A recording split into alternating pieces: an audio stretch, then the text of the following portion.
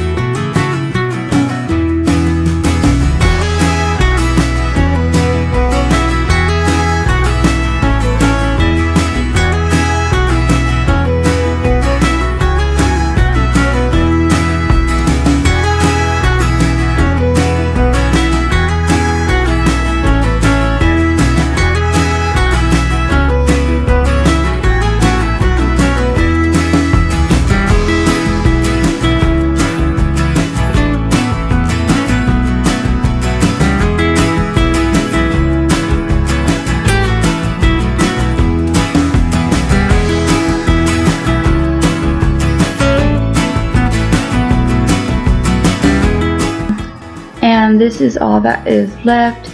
I'm gonna go ahead and sort through it and see what is trash, and the rest I will put away where it belongs.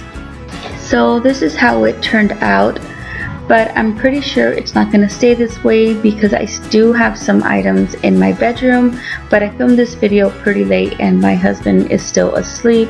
So if you want to see the end result, go ahead and follow me on Instagram. I will have some before and after pictures there.